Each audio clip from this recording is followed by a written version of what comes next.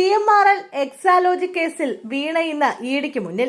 CMRL Exalogic മാസപ്പടി കേസിൽ പ്രതിപക്ഷ നേതാവ് പിണറായി വിജയന്റെ മകൾ വീണ ടിയെ ഇന്ന് ഇഡി ചോദ്യം ചെയ്യും.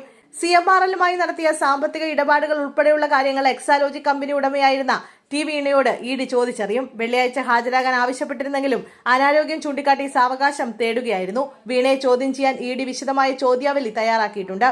CMRL നിന്ന് ലഭിച്ച 2.78 കോടി എങ്ങനെ വിനിയോഗിച്ചു എന്നടക്കമുള്ള കാര്യങ്ങളിൽ ഇഡി വ്യക്തത തേടും. CMRL ഉദ്യോഗസ്ഥർ മുമ്പ് നൽകിയ മൊഴികൾ അടിസ്ഥാനമാക്കിയും ചോദ്യം ചെയ്യാനാണ് ഇഡിയുടെ തീരുമാനം. CMRL എക്സാലോജി കേസിൽ ഇതാദ്യമായാണ് ടി വീണയെ ഇഡി ചോദ്യം ചെയ്യുന്നത്.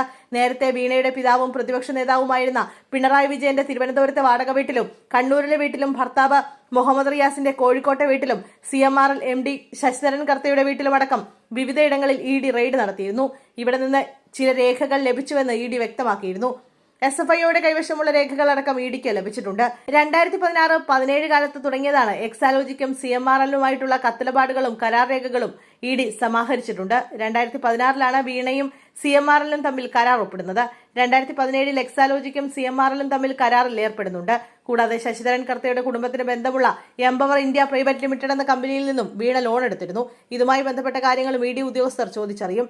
മാസപ്പടി കേസിൽ ഇഡിക്ക് അന്വേഷണം തുടരാൻ ഹൈക്കോടതി ഡിവിഷൻ ബെഞ്ച് അനുമതി നൽകിയിരുന്നു. സിംഗിൾ ബെഞ്ച് ഉത്തരവിനെതിരെ CMRL നൽകിയ അപ്പീൽ തള്ളിക്കൊണ്ടായിരുന്നു ഡിവിഷൻ ബെഞ്ചിന്റെ ഉത്തരവ്. ഇതിന് പിന്നാലെ ഇഡി ഡയറക്ടർ കൊച്ചിയിലെത്തി ഉന്നതതല യോഗം ചേർന്ന് അന്വേഷണം ഊർജിതമായി മുന്നോട്ട് കൊണ്ടുപോകാൻ നിർദ്ദേശം നൽകുകയും ചെയ്തിരുന്നു.